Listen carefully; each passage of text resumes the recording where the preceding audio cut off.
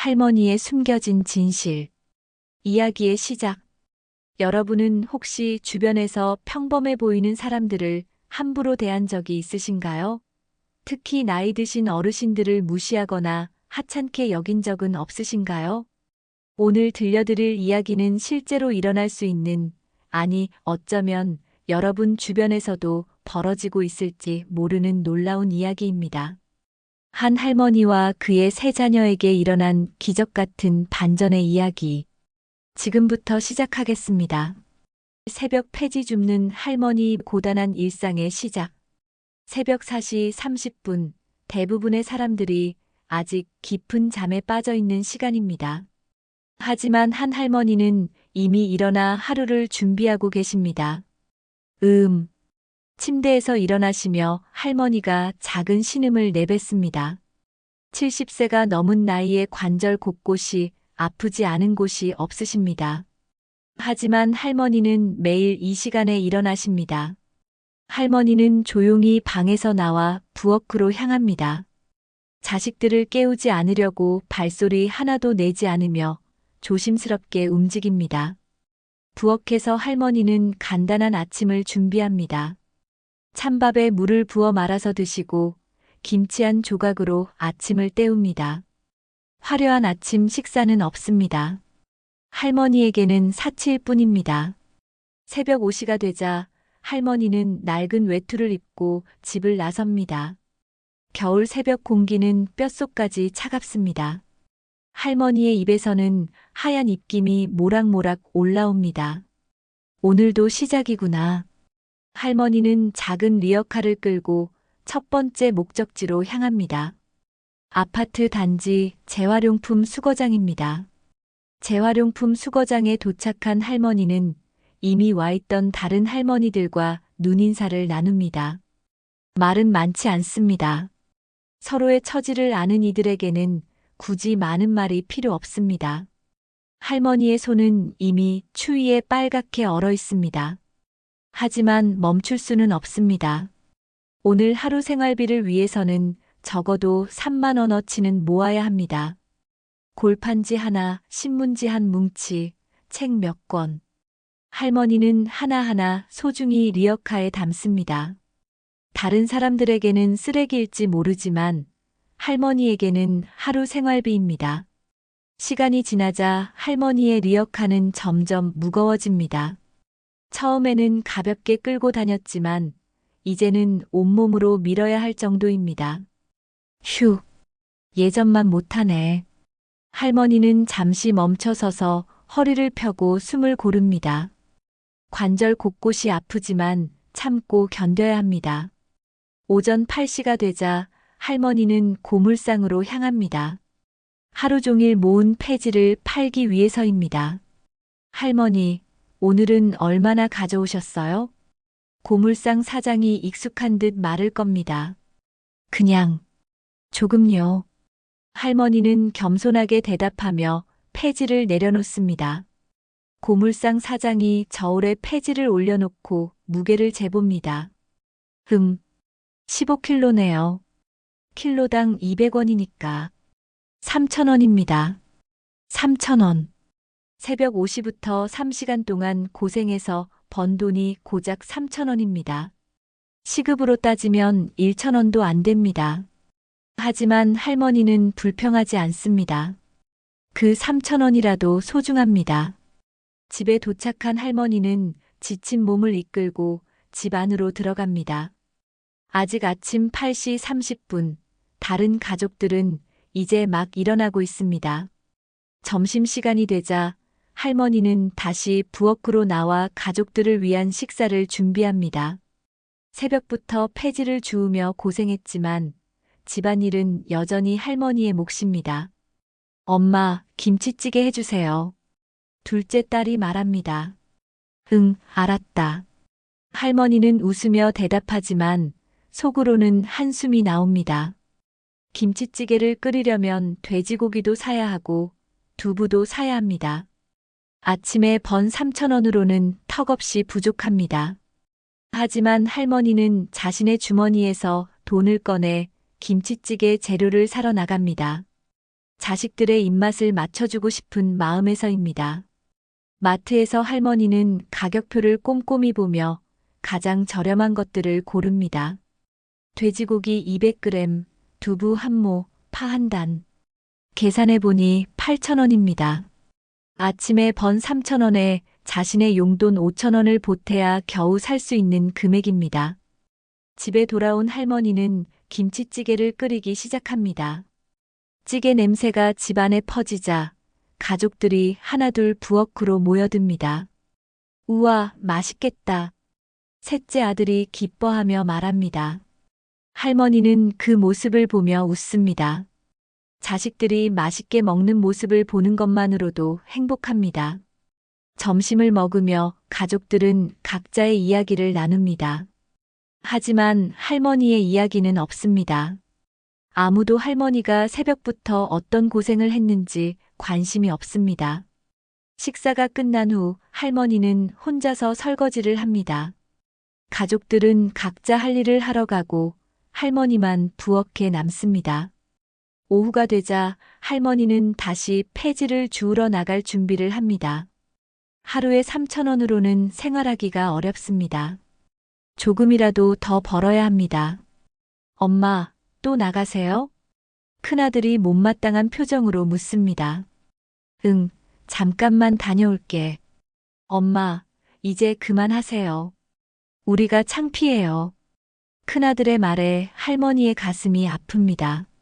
하지만 뭐라고 말할 수가 없습니다. 할머니는 다시 낡은 외투를 입고 집을 나섭니다. 오후에 햇살이 조금 따뜻하긴 하지만 여전히 추운 날씨입니다. 이번에는 다른 동네로 향합니다.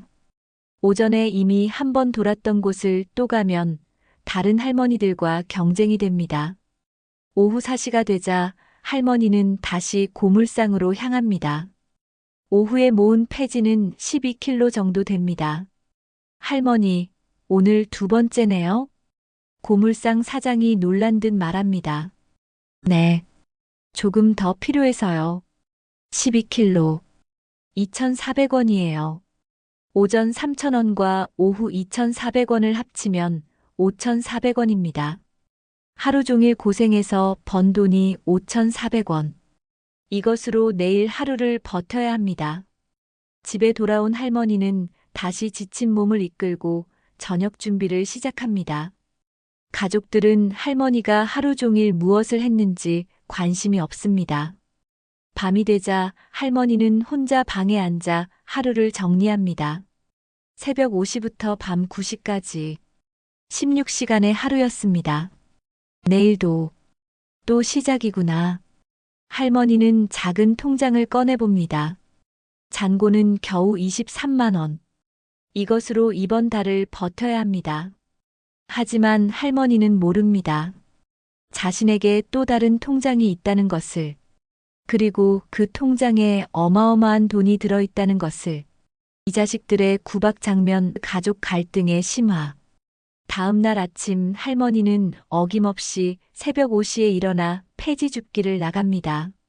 하지만 오늘은 어제보다 더 추운 날씨입니다. 추워. 할머니는 몸을 움츠리며 리어카를 끌고 나갑니다. 영하 5도의 날씨에 할머니의 손은 곧 얼어붙을 것 같습니다. 하지만 멈출 수는 없습니다.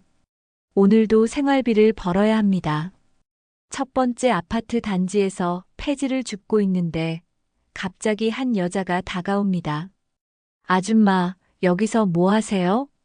여자의 말투가 불친절합니다. 아, 그냥 정리를 좀. 정리요? 쓰레기 뒤지는 거 아니에요? 여기 우리 아파트인데 왜 남이 와서 쓰레기를 뒤져요? 할머니는 당황하며 고개를 숙입니다. 죄송합니다. 그냥 가겠습니다. 할머니는 리어카를 끌고 그 자리를 떠납니다. 마음이 상했지만 뭐라고 할 수는 없습니다. 집에 돌아온 할머니를 맞이하는 것은 자식들의 차가운 시선입니다. 엄마, 김 아줌마한테 전화 왔어요. 큰아들이 불쾌한 표정으로 말합니다. 엄마가 폐지 주우시는 걸 봤다고. 정말 창피해서 어떻게 해야 할지 모르겠대요. 할머니의 얼굴이 빨갛게 달아오릅니다.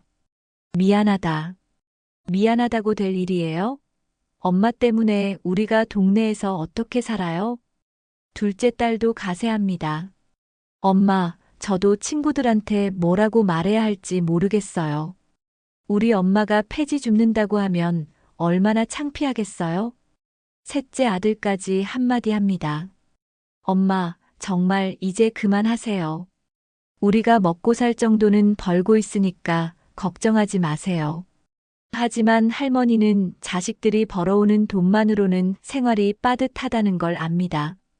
큰아들은 중소기업에서 월 250만 원, 둘째 딸은 파트타임으로 월 120만 원, 셋째 아들은 아직 취업을 못해서 수입이 없습니다. 내 가족이 살기에는 턱없이 부족한 수입입니다. 그래서 할머니가 폐지를 주어서라도 생활비에 보태려고 하는 것입니다. 그날 저녁 큰아들이 할머니에게 다가옵니다. 엄마, 죄송한데 5만 원만 빌려주실 수 있어요? 이번 달에 카드값이 좀 많이 나와서. 할머니는 말없이 자신의 지갑에서 5만 원을 꺼내 큰아들에게 줍니다. 고마워요, 엄마. 다음 달에 꼭 갚을게요. 하지만 할머니는 압니다. 큰아들이 갚을 수 없다는 것을. 지금까지도 그래왔고 앞으로도 그럴 것이라는 것을. 다음 날 둘째 딸도 할머니에게 찾아옵니다. 엄마, 미안한데 3만 원만 빌려주세요. 친구 결혼식이 있어서 축의금을 내야 해요. 할머니는 또다시 자신의 지갑에서 3만 원을 꺼내줍니다. 며칠 후에는 셋째 아들이 찾아옵니다. 엄마, 면접 볼 때 입을 정장을 사야 하는데 2만 원만 빌려주시면 안 될까요? 할머니는 이번에도 망설임 없이 2만 원을 꺼내줍니다. 이렇게 일주일 동안 할머니는 자식들에게 총 10만 원을 빌려줬습니다. 하지만 돌려받은 돈은 한 푼도 없습니다. 그리고 자식들은 여전히 할머니에게 폐지 줍는 일을 그만하라고 말합니다. 엄마, 정말 이제 그만하세요. 우리가 부양할 테니까. 하지만 현실은 다릅니다. 자식들은 할머니에게서 돈을 빌려가면서도 할머니의 수입원은 막으려고 합니다. 할머니는 딜레마에 빠집니다. 자식들의 체면을 생각하면 폐지 줍는 일을 그만해야 하지만 그러면 생활비가 부족합니다. 그날 밤 할머니는 혼자 앉아 고민합니다. 어떻게 해야 할까? 할머니는 작은 수첩을 꺼내 가계부를 적어봅니다. 수입 하루 평균 5천 원, 30일 15만 원. 지출 생활비 20만 원, 자식들에게 빌려준 돈 10만 원. 매달 15만 원이 부족합니다. 할머니의 적금에서 빼서 쓸 수밖에 없습니다. 이러다가 적금이 다 떨어지겠네. 할머니는 한숨을 쉽니다. 어느 날 할머니는 폐지를 주우러 나갔다가 넘어집니다. 빙판길에서 리어카를 끌다가 미끄러진 것입니다. 아이고, 할머니는 무릎을 다쳤지만 혼자서 일어나야 합니다. 아무도 도와주는 사람이 없습니다. 집에 돌아온 할머니는 무릎에 밴드를 붙이고 아무 일 없었던 것처럼 지냅니다. 자식들에게 걱정 끼치고 싶지 않기 때문입니다. 하지만 둘째 딸이 할머니의 무릎에 밴드가 붙어 있는 걸 봅니다. 엄마, 무릎은 왜 그래요? 아, 그냥 살짝 긁혔어. 폐지 주우러 다니다가 다친 거 아니에요? 둘째 딸의 말투가 차가워집니다. 그러니까 그만하라고 했잖아요. 나이도 많으신데 왜 그런 위험한 일을 하세요?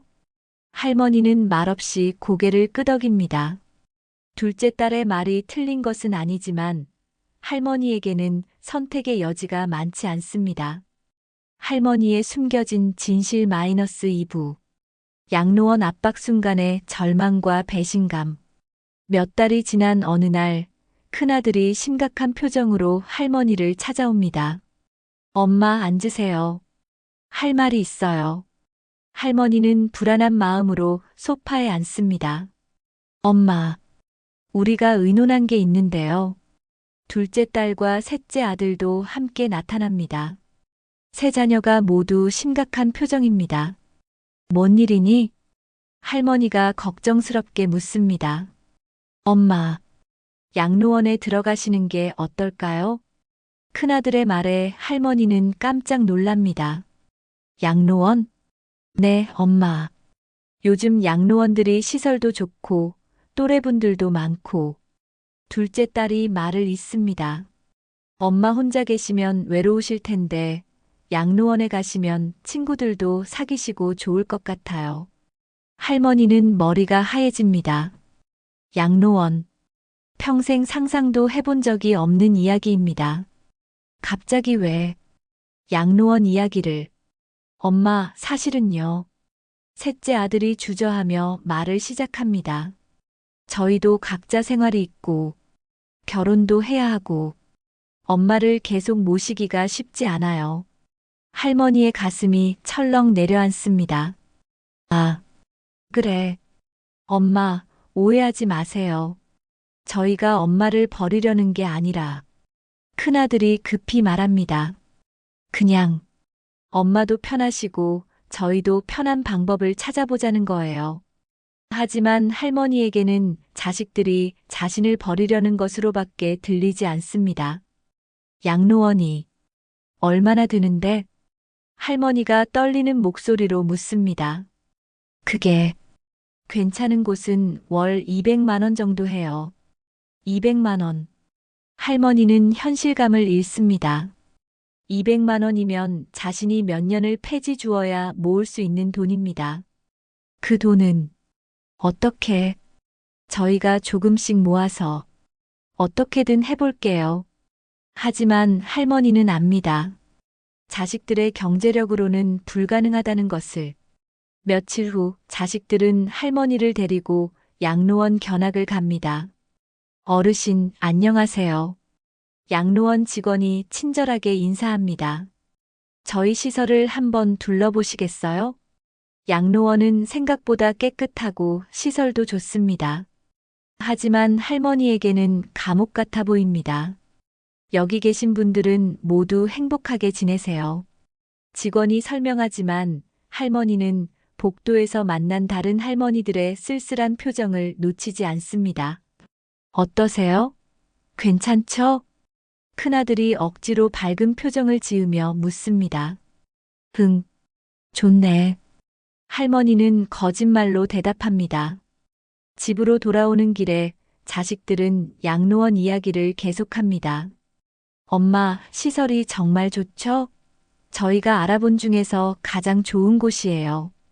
음식도 맛있어 보이고 엄마가 좋아하실 것 같아요. 하지만 할머니는 한마디도 대답하지 않습니다. 그날 밤 할머니는 혼자 방에서 울었습니다. 평생을 자식들을 위해 살아왔는데 결국 이런 결과를 맞게 되다니. 내가 뭘 잘못했나? 할머니는 자신의 인생을 돌아봅니다. 남편이 일찍 세상을 떠난 후 홀로 세 자녀를 키웠습니다. 밤낮 없이 일하며 자식들을 대학까지 보냈습니다. 자식들이 결혼할 때도 혼수를 준비해주고 집을 마련할 때도 도와줬습니다. 그런데 이제 자식들은 할머니를 양로원에 보내려고 합니다. 며칠 후 큰아들이 다시 할머니를 찾아옵니다. 엄마, 양로원 이야기 어떻게 생각하세요? 너희들이 좋다고 하니. 그래야지. 할머니는 체념한 듯 대답합니다. 엄마, 정말 좋은 결정이에요. 엄마도 편하시고. 하지만 그때 큰아들이 또 다른 이야기를 꺼냅니다. 그런데 엄마, 양로원비가 생각보다 많이 들어요. 얼마나?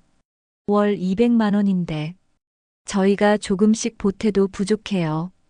할머니는 불안한 마음으로 묻습니다. 그럼 어떻게? 엄마가 적금하신 돈이 있잖아요. 그걸로 1-2년은 버틸 수 있을 것 같은데. 할머니는 충격을 받습니다. 자신의 적금마저 양로원비로 쓰라는 이야기입니다. 내 적금은 얼마 안 남았어. 얼마나 남았어요? 100만 원 정도. 사실 할머니의 적금은 이미 거의 바닥났습니다. 자식들에게 빌려준 돈 때문에 말이죠. 100만 원이면 한 달도 안 되네요. 큰아들의 표정이 어두워집니다. 그날 밤 할머니는 더욱 깊은 절망에 빠집니다. 자식들은 자신을 양로원에 보내려고 하는데 정작 그 비용도 마련하지 못하고 있습니다. 내가 정말 짐이구나. 할머니는 자신이 자식들에게 짐이 되고 있다는 생각에 가슴이 아픕니다. 지점장의 지점장님 호칭 첫 번째 충격. 양로원 이야기가 나온 지 일주일 후 할머니는 마음을 정리하기 위해 혼자 산책을 나갑니다.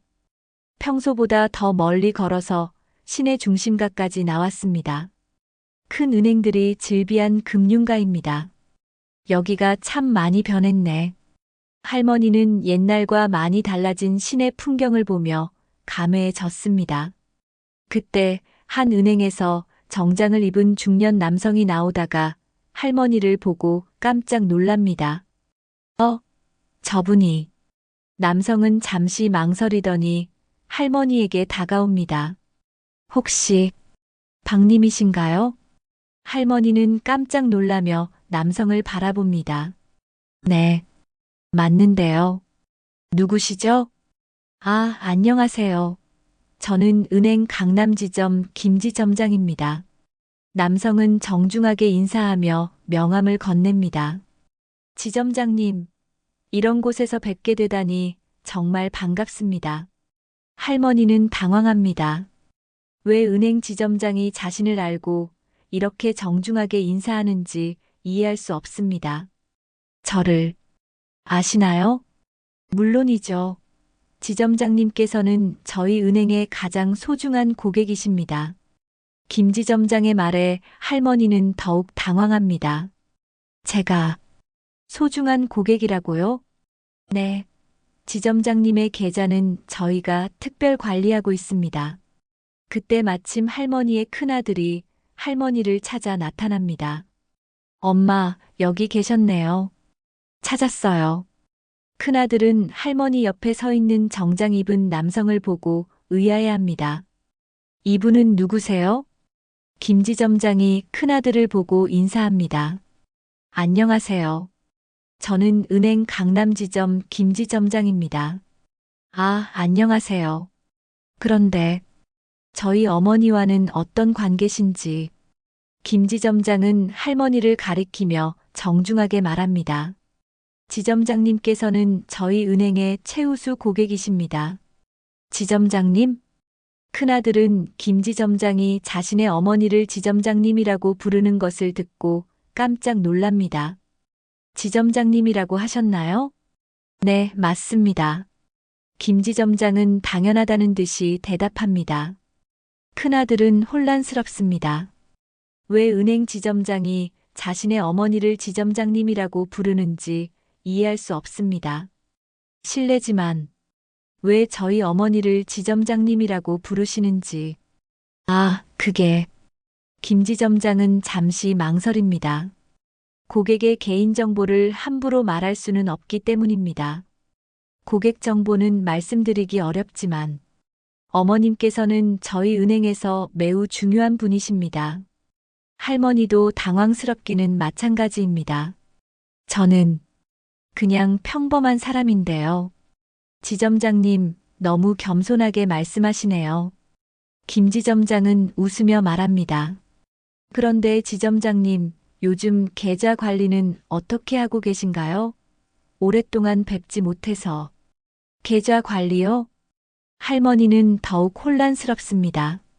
그때 둘째 딸과 셋째 아들도 할머니를 찾아 나타납니다.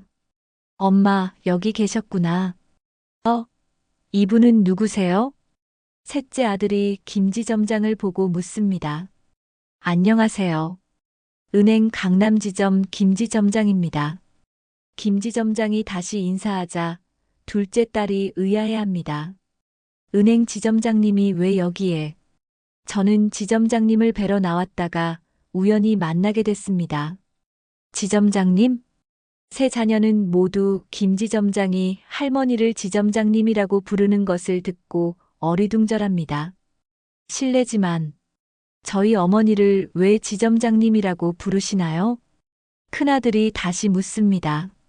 김 지점장은 잠시 고민하더니 조심스럽게 말합니다. 어머님께서는 저희 은행의 VIP 고객이십니다. VIP 고객? 세 자녀는 동시에 놀란 목소리를 냅니다. 네, 저희가 특별히 관리하는 고객 중 한 분이시죠. 할머니도 이해할 수 없습니다. 자신이 언제 은행의 VIP 고객이 됐는지.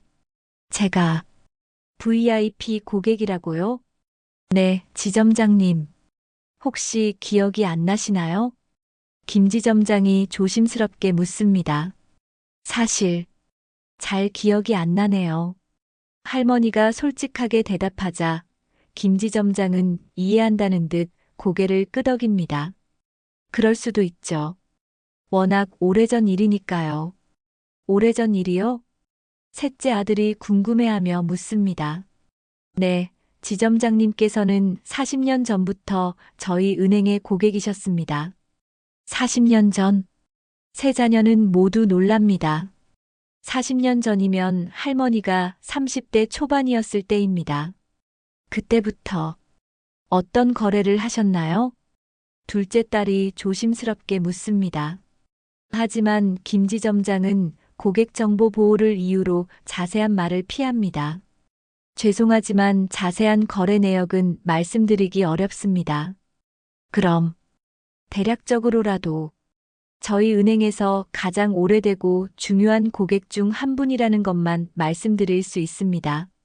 세 자녀는 서로 얼굴을 바라봅니다. 뭔가 이상합니다. 평생 폐지를 주우며 근근히 살아온 어머니가 은행의 VIP 고객이라니 믿을 수 없는 일입니다. 혹시 다른 분과 착각하신 건 아닌가요? 큰아들이 의심스럽게 묻습니다. 아닙니다. 확실합니다. 김 지점장은 단호하게 대답합니다. 박님, 주민등록번호 마이너스 맞으시죠? 할머니가 깜짝 놀라며 고개를 끄덕입니다.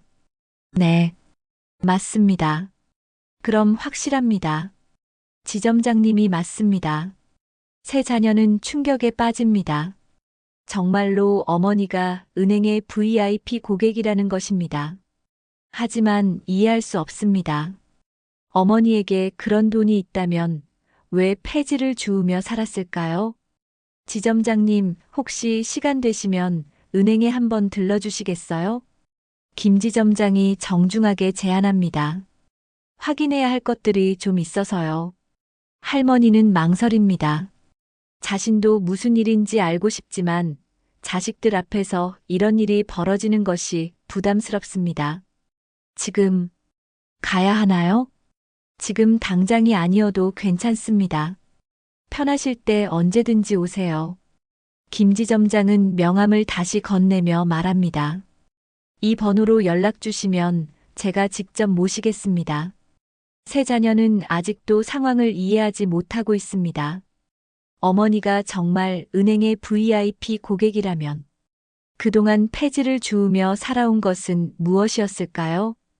김 지점장이 떠난 후 세 자녀는 할머니를 둘러싸고 질문을 퍼붓습니다. 엄마, 정말 은행에 돈이 있어요? 왜 지금까지 말씀 안 하셨어요? VIP 고객이면 얼마나 많은 돈이 있는 거예요? 하지만 할머니도 혼란스럽기는 마찬가지입니다. 나도 잘 모르겠어. 사실 할머니에게는 기억이 있습니다. 40년 전 남편이 세상을 떠난 후 보험금을 받았을 때의 일이. 하지만 그 돈으로 무엇을 했는지, 지금 어떻게 되어 있는지는 정확히 기억나지 않습니다. 세 자녀 모두 충격 진실 폭로. 다음 날 세 자녀는 할머니를 설득해서 함께 은행에 가기로 합니다. 엄마, 정확히 알아야 할 것 같아요. 맞아요. 우리도 궁금하고. 할머니는 어쩔 수 없이 동의합니다. 은행 강남 지점에 도착하자 김 지점장이 직접 나와서 맞이합니다. 지점장님, 어서 오세요. 김 지점장의 정중한 인사에 은행 직원들도 모두 고개를 숙입니다. 세 자녀는 이런 대접을 받는 어머니를 보며 더욱 놀랍니다. VIP룸으로 안내해 드리겠습니다. 김 지점장은 할머니 일행을 별도의 상담실로 안내합니다. 지점장님, 차는 뭘로 드시겠어요? 아, 그냥 물로. 할머니는 어색해하며 대답합니다. 상담실에 앉자 김 지점장이 두꺼운 파일을 가져옵니다. 지점장님의 거래 내역서입니다. 파일을 열자 수십 장의 서류가 나옵니다. 40년간의 거래 기록이 모두 여기 있습니다. 김 지점장이 첫 번째 페이지를 넘기며 설명을 시작합니다. 1985년 3월 15일 처음 계좌를 개설하셨습니다. 초기 입금액은 500만 원이었습니다. 세 자녀는 놀랍니다. 1985년에 500만 원이면 지금의 몇천만 원에 해당하는 큰 돈입니다. 그 돈은 어떻게 마련하신 거예요? 큰아들이 묻습니다. 할머니가 조심스럽게 대답합니다. 아버지가 돌아가셨을 때 보험금이 나왔어. 보험금? 500만 원이었어. 김 지점장이 계속 설명합니다. 그 후로 매월 꾸준히 적금을 넣으셨습니다. 매월 5만 원씩 40년간 계속하셨습니다. 둘째 딸이 계산해 봅니다. 5만 원씩 40년이면 2,400만 원인데. 하지만 김 지점장의 다음 말이 더욱 충격적입니다. 하지만 지점장님께서는 단순히 적금만 하신 게 아닙니다. 주식 투자도 꾸준히 하셨습니다. 주식 투자? 세 자녀는 동시에 놀란 목소리를 냅니다. 네, 삼성전자, LG전자, 현대자동차 등 우량주를 꾸준히 매수하셨습니다. 김 지점장이 다른 서류를 펼쳐 보입니다. 1985년부터 2025년까지 40년간 한 번도 팔지 않고 계속 보유하고 계십니다. 셋째 아들이 떨리는 목소리로 묻습니다.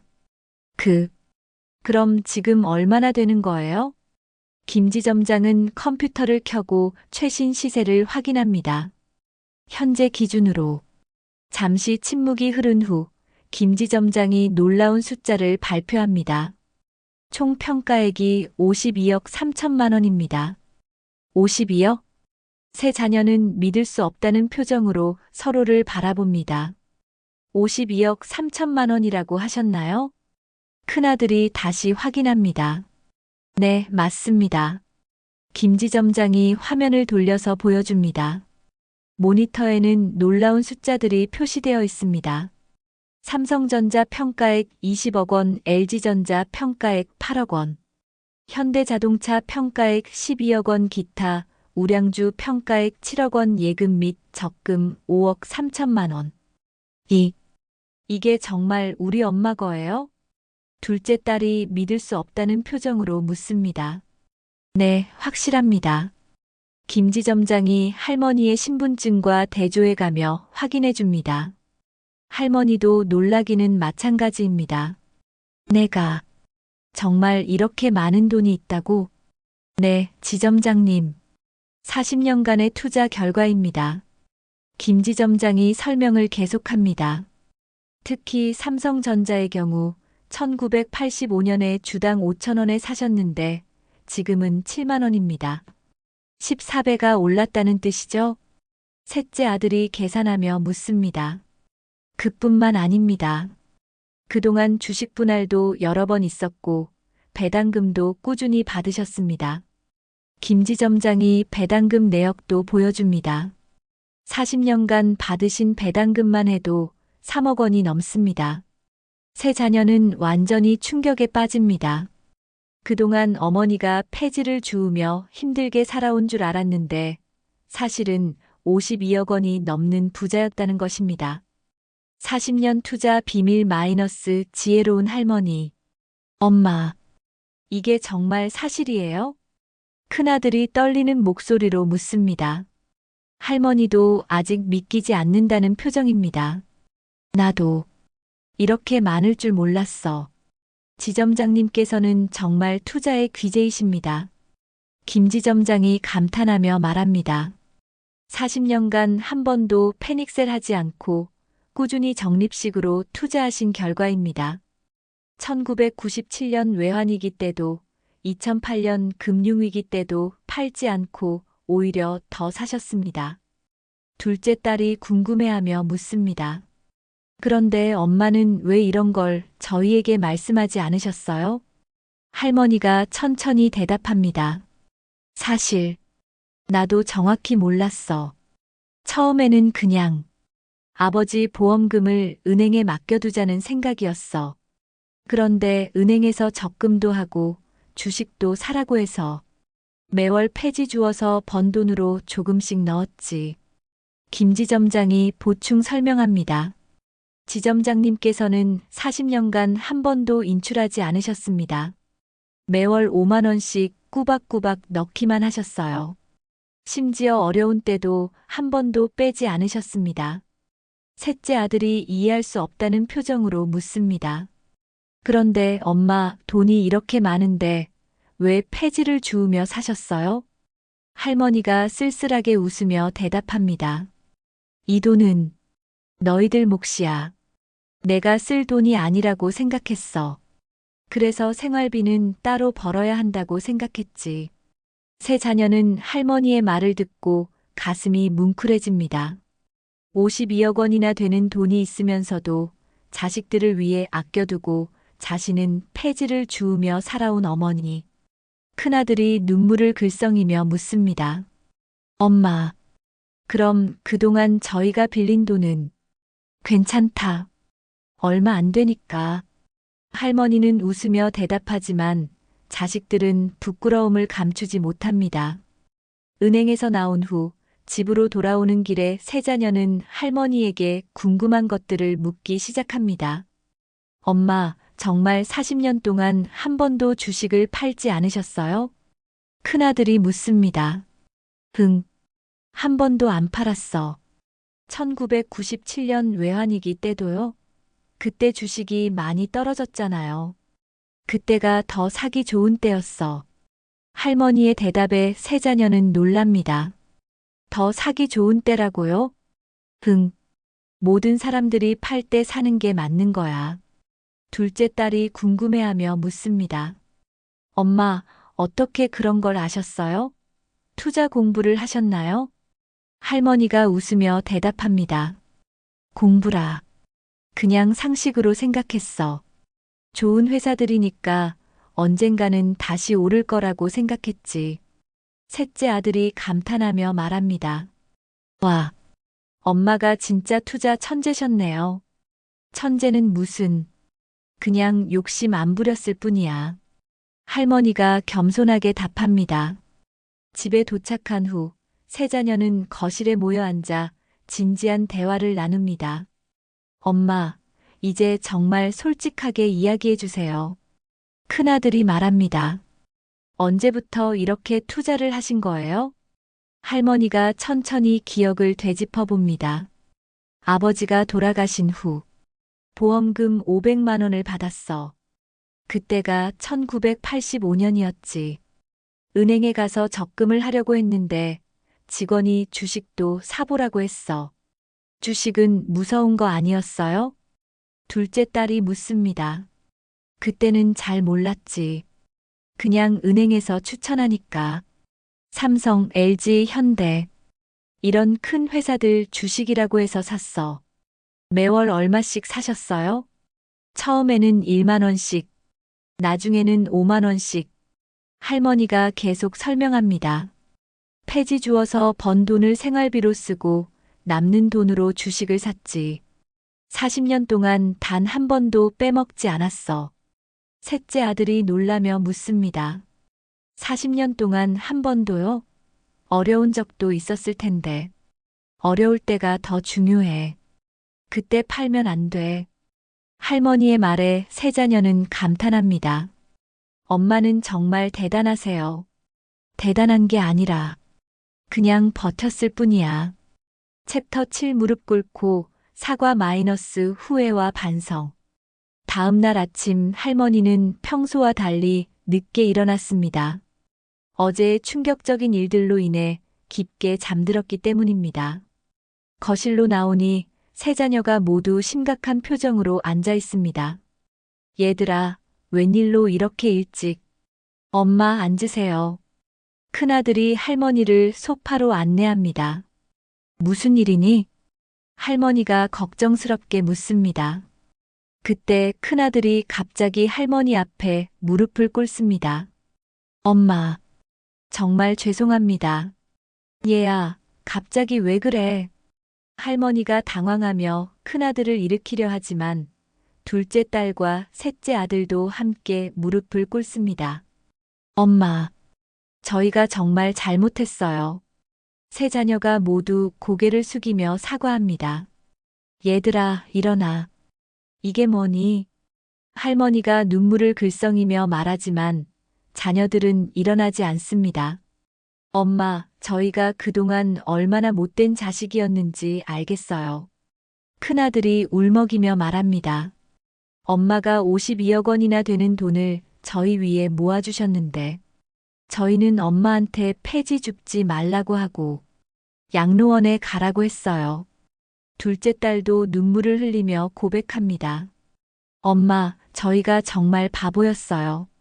엄마가 왜 폐지를 주우시는지, 왜 그렇게 절약하시는지 전혀 이해하려고 하지 않았어요. 셋째 아들도 참회하며 말합니다. 엄마, 저는 더 심해요. 취업도 안 돼서 엄마한테 돈만 빌리고 그러면서 엄마 폐지 줍는 건 창피하다고 했어요. 할머니는 자식들의 진심 어린 사과를 듣고 가슴이 뭉클해집니다. 얘들아, 그만 일어나. 아니에요, 엄마. 저희가 정말 반성해야 해요. 큰아들이 계속해서 사과합니다. 엄마가 40년 동안 매달 5만 원씩 그 돈이 어디서 나온 건지 이제 알겠어요. 폐지 주어서 번 그 힘든 돈으로 둘째 딸이 흐느끼며 말합니다.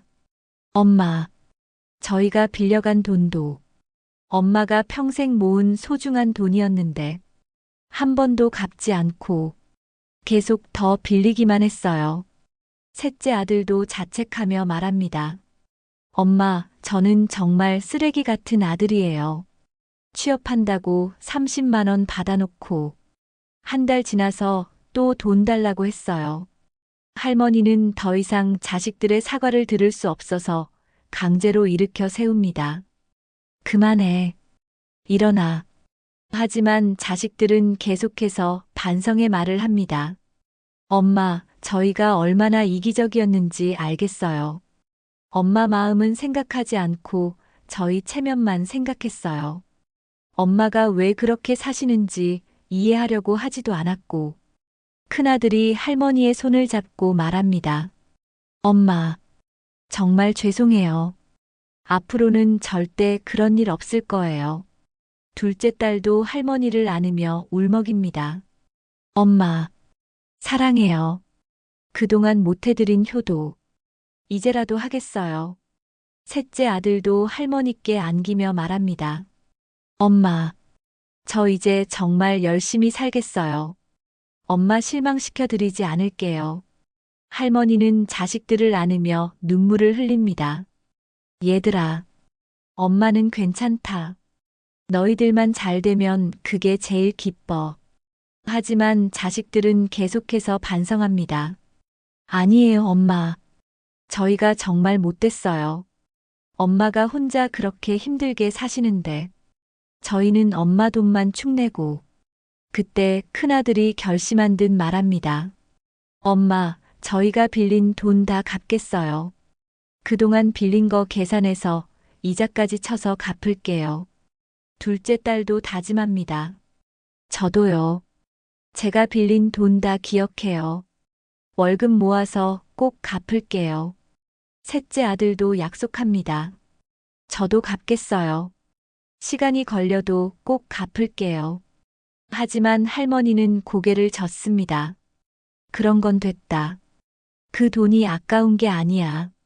엄마는 너희들이 건강하고 행복하게 사는 게 제일 중요해. 자식들은 할머니의 너그러운 마음에 더욱 미안해합니다. 엄마, 정말 대단하세요.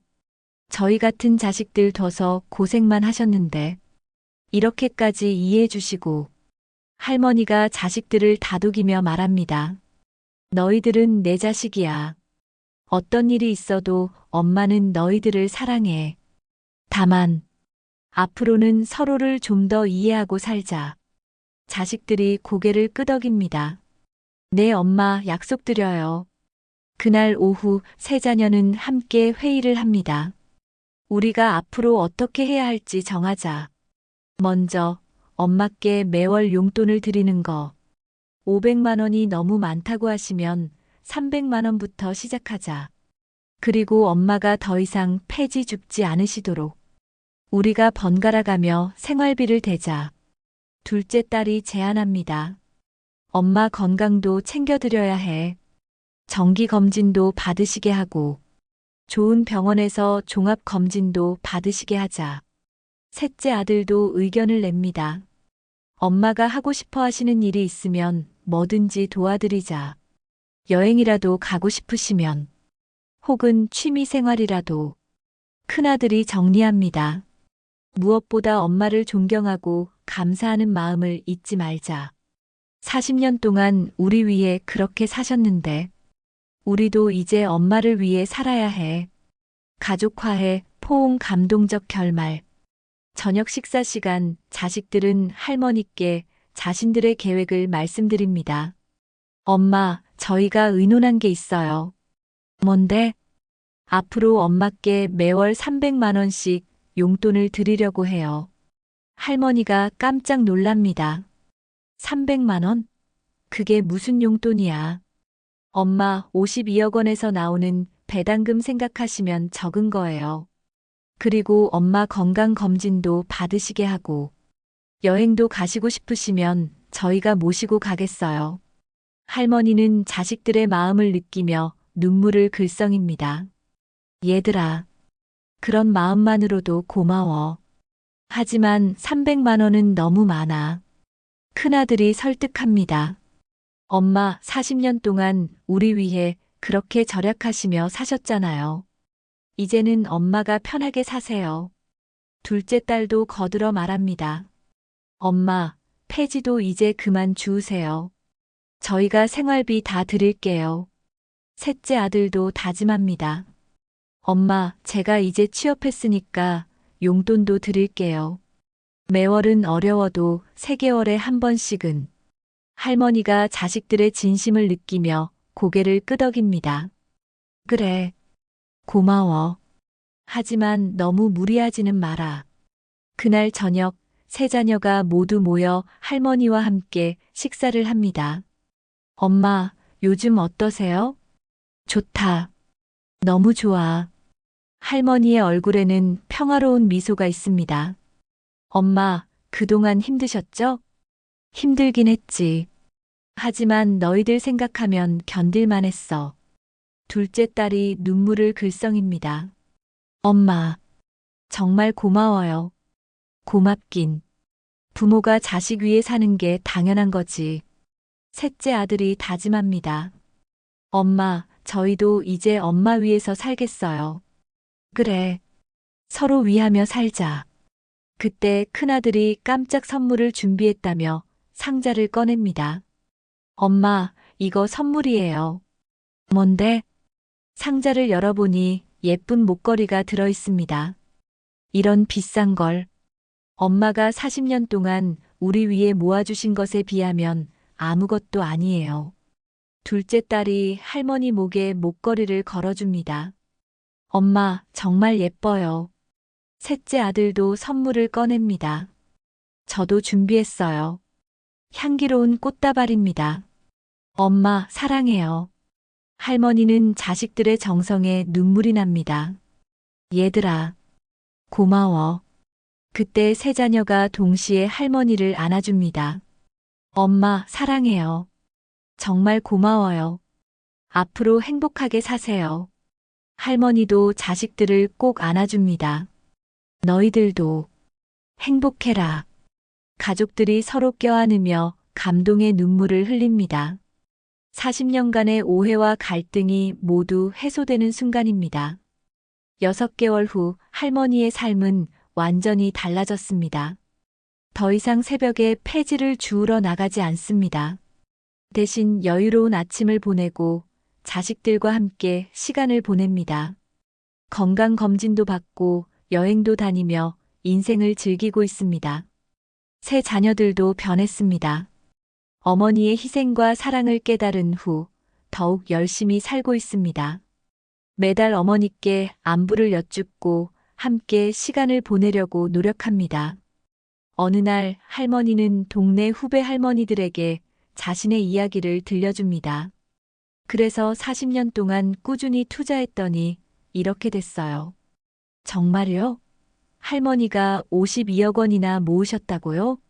네, 매달 조금씩 꾸준히 했더니 어떻게 그렇게 오래 참을 수 있으셨어요? 자식들 생각하니까 힘들어도 견딜 수 있었어요. 후배 할머니들이 감탄합니다. 정말 대단하세요. 우리도 늦었지만 시작해 볼까요? 늦은 건 없어요. 지금이라도 시작하세요. 할머니의 이야기는 동네에서 화제가 됩니다. 폐지 줍던 할머니가 52억 원의 부자였다는 이야기. 하지만 더 큰 화제는 할머니의 투자 철학입니다. 욕심내지 않기, 꾸준히 하기, 어려울 때 포기하지 않기. 이 간단한 원칙이 40년 만에 52억 원이라는 결과를 만들어낸 것입니다. 한편 할머니의 자녀들도 어머니의 투자법을 배워 실천하고 있습니다. 엄마, 저도 매월 적금 넣고 주식도 사고 있어요. 그래, 꾸준히 해라. 그게 제일 중요해. 엄마처럼 40년 하면 저도 부자가 될 수 있을까요? 될 수 있어. 포기하지 말고 꾸준히 해. 할머니의 지혜는 다음 세대로 이어지고 있습니다. 여러분도 혹시 주변에서 평범해 보이는 사람들을 함부로 대하고 있지는 않나요? 특히 나이 드신 부모님이나 어르신들을. 겉으로 보이는 것이 전부가 아닙니다. 누구에게나 자신만의 이야기와 지혜가 있습니다. 폐지를 줍는 할머니가 52억 원의 투자 고수였듯이 우리 주변에 평범해 보이는 사람들도 우리가 모르는 놀라운 면이 있을 수 있습니다. 그리고 투자에 대한 교훈도 있습니다. 복잡한 기법이나 특별한 정보가 아니라 꾸준함과 인내, 그리고 욕심내지 않는 마음이 진짜 성공의 비결입니다. 할머니처럼 40년간 한 번도 포기하지 않고 꾸준히 투자한다면 여러분도 놀라운 결과를 얻을 수 있을 것입니다. 하지만 무엇보다 중요한 것은 가족입니다. 돈보다 더 소중한 것은 서로를 사랑하고 이해하는 마음입니다. 할머니가 52억 원을 모은 이유도 결국은 자식들을 위해서였습니다.